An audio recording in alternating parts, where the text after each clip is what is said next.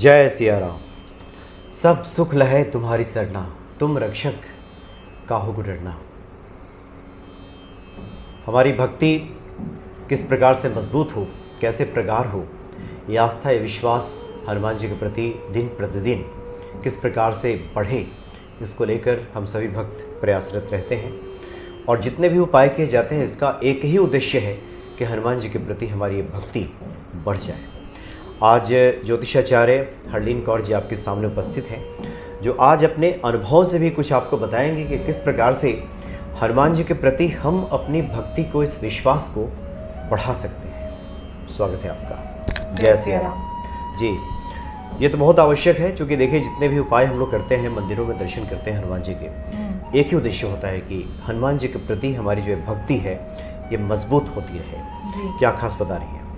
आज मैं खास बता रही हूँ कि मैं पर्सनल करती थी अपनी भक्ति को बढ़ाने के लिए, तो कुछ मैं अपने एक्सपीरियंसेस शेयर करने वाली हूँ और कुछ मैं उपाय बताने वाली हूँ, और एक छोटी सी चीज़ बताने वाली हूँ कि हमें ये सोचना है कि हम नहीं कर रहे, जो करवा रहा है वो सिर्फ प्रभु करा रहा है। तो इसके लिए हमने कुछ लिखा था, हम नहीं चल रहे वो चलवा रहा है, हम नहीं चल रहे वो चलवा रहा है, हम नहीं थकते क्योंकि वो स्नेह की गोद में झुला रहा है। तो हमें जो है वो प्रभु को प्रेम करना है, और हमारी लाइफ जो है वो इजी नहीं होती सबकी, रोलर कोस्टर राइड सबकी होती है, कभी ऊपर जा रही है कभी नीचे आ रही है। तो ये इस राइड को अगर हम एंजॉय करें प्रभु परमात्मा के साथ, हनुमान जी के साथ, तो इस झूले झूलने का अलग ही मज़ा है। तो इससे लोग डर जाते हैं, परेशान हो जाते हैं और कहते हैं कि प्रभु आप तो कुछ नहीं करते हमारे लिए। तो कुछ एक्सपीरियंसेस मैं अपने शेयर करूंगी।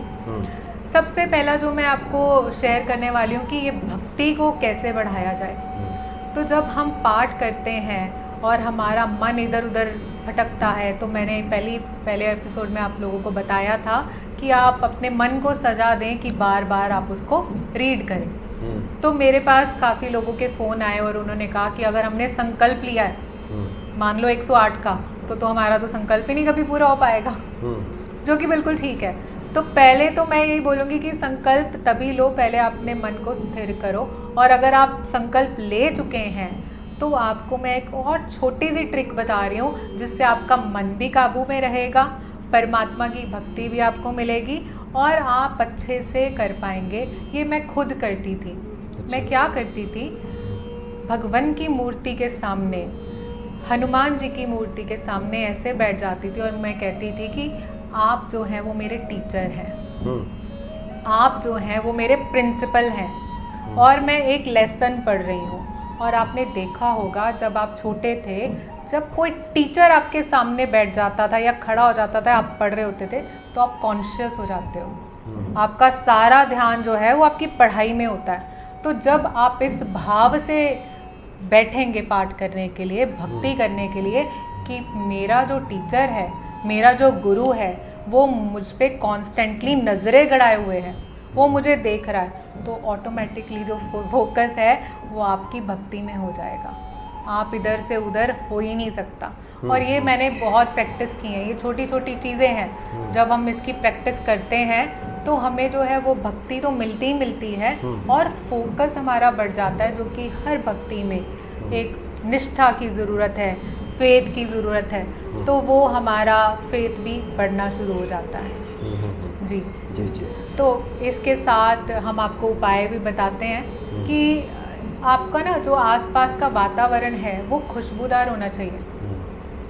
जैसे कि आप सुबह उठ के पोछा जो है गुलाब जल का लगाएं, गुलाब जल डाल के, और एक गुलाब का ऑयल आता है, वो भी आप कुछ बूंदे, मैं कहती हूँ आधी बूंद भी अगर आप बाल्टी में डालेंगे तो वो बहुत ज़्यादा खुशबू कर देगी। तो अगर जिनको रोज़ ऑयल नहीं मिलता, तो ये इंडिया में तो अवेलेबल है, रूहे गुलाब करके एक आइटम मिलता है आयुर्वेदा का, तो आप उसकी भी ज़रा सी ड्रॉप, क्योंकि थोड़ा एक्सपेंसिव होता है तो काफ़ी लोग नहीं ले पाते, तो आप गुलाब जल को भी यूज़ कर सकते हैं और खुशबूदार थोड़ा सा माहौल रखें। तो तात्पर्य यह है कि कोई भी खुशबू या गुलाब अच्छा है? गुलाब, हम हनुमान जी को गुलाब की जो है माला चढ़ाते हैं, तो हनुमान की भक्ति के लिए लाल रंग, और जो गुलाब की माला है वो भी आजकल नकली गुलाब आते हैं जिसमें खुशबू नहीं होती, वो माला ना चढ़ाएं। देसी गुलाब जो होता है छोटा होगा लेकिन उसमें खुशबू रहती है। जी बिल्कुल। तो अगर उसकी माला चढ़ाते हैं और आसपास जो है गुलाब की खुशबू रहती है तो आपकी भक्ति की निष्ठा बढ़ती है, आपका फेथ बढ़ता है। और खुशबू इसीलिए, धूप बत्ती इसीलिए लगाई जाती है। तो मैं यही बोलूँगी कि आप पोचे में डलवाएं ताकि आपकी नेगेटिविटी भी निकले, क्योंकि कई बार अपने मन में ही होता है कि अगर हम ये पाठ कर रहे हैं तो पूरा होगा या नहीं होगा, या हम अपनी भक्ति को और कैसे बढ़ाएं। तो आप ऑटोमेटिकली अपनी भक्ति को बढ़ाने की राह पे निकल पड़ेंगे। सक्सेस आपको साथ साथ मिलता चला जाएगा, आपको और अच्छा लगेगा। जी, तो यानी इस प्रकार का खुशनुमा और माहौल बनाइए कि सुगंधित वातावरण, जिसकी वजह से स्वतः ये भक्ति के प्रति हमारा जो मन है उमड़े, जी, प्रेरित हो। बिल्कुल। तो सबसे पहले तो सुबह उठ करके इस तरह का माहौल बनाइए, साफ सफाई कीजिए और सुगंधित वातावरण आपके सामर्थ्य में जो हो सके उस हिसाब से कीजिए। जी, और हमने ना अब टीचर बनाया, अब टीचर बनाया है या प्रिंसिपल बनाया है या कुछ भी बनाया है, मतलब गुरु बनाया है। तो अभी हमने ये देखना है कि हमारे मन में बहुत सारी लिस्ट है। अब लिस्ट क्या है कि हमने कुछ, हो सकता है पास्ट में कुछ ऐसा कुछ काम किया है, या पास्ट में हम सोचते हैं कि हमसे गलती हुई है, तो वो बात हमें अपने प्रभु को बोलनी है। हनुमान जी सामने हैं, आप पढ़ रहे हो, उनको बोलें कि मुझसे प्रभु ये गलती हुई थी, और ऐसे देखें उनकी आंखों में, और वो आपको बोल रहे हैं मैंने तो तेरे को क्षमा कर दिया। और जब आपके अंदर ये फीलिंग आएगी तो आप प्रभु का शुक्रगुजार होंगे, और आपका जो बर्डन है जो आप लेके चल रहे थे वो भी कहीं ना कहीं छूट जाएगा। तो और अगर आप परेशान हैं तो बोलो ना प्रभु की आंखों में आंखें डाल के कि मैं परेशान हूँ, और वो बोल रहे हैं मैं तेरे साथ हूँ, है ना। तो ये चीज़ें आपको प्रैक्टिस करने से ही आप देखेंगे, जैसे जैसे आप डेली इसकी प्रैक्टिस में आएंगे तो आपका विश्वास हनुमान जी पे अटूट होता जाएगा। वो बहुत ज़रूरी है हर भक्त के लिए। और इसके साथ एक आपको एक चमत्कारिक बात बताऊं, लोग कहते हैं कि प्रभु आपकी सुनते क्यों हैं, आप ही की सुनते हैं, आप हमारे लिए भी करें। तो आपके भक्ति के अंदर शक्ति ऐसे ही भरेगी, सिर्फ मेरे कहने से या और बहुत संत महात्माओं के शक्ति कैसे आई, प्रैक्टिस से आई है। ये काम आप खुद कर सकते हैं। आपका विश्वास बढ़ना है, और विश्वास बढ़ाने के लिए आपको अपने गुरु को टीचर बना लो, गुरु बना लो। हनुमान जी को अपना अगर टीचर बना के रखेंगे तो आप देखेंगे आपको बहुत फ़ायदा हो रहा है, क्योंकि वो गुणों की खान है। तो वो आपके अंदर वो सारे गुण जो हैं डालने शुरू कर देंगे। क्योंकि एक टीचर का क्या रोल होता है कि जो मुझे आता है वो मैं अपने बच्चे को ट्रांसफ़र कर दूँ, अपने स्टूडेंट को दे दूँ। तो आप स्टूडेंट बन जाए ना। लर्निंग करनी है, सीखना है। हमारी जो ये मनुष्य योनि मिली है सीखने के लिए ही मिली है। तो दिन ब दिन सीखते जाएं।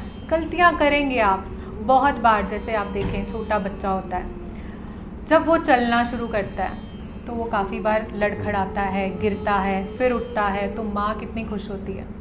अगर आप कोई गलती कर रहे हैं तो बोले तू मेरी माँ है, मैं गिर गया लेकिन अब आपको उठना भी है, खड़ा भी होना है। आप ये सोच के बैठ जाएं कि अरे मैं तो पाठ किया था, संकल्प लिया था, पूरा नहीं हुआ, चलो छोड़ो, नहीं हो सकता। ऐसे नहीं, अगर आपसे संकल्प अधूरा रह गया फिर उठें, दोबारा से शुरू करें। तो माँ ये देख के कितनी खुश होती है जब उसका बच्चा चलता है।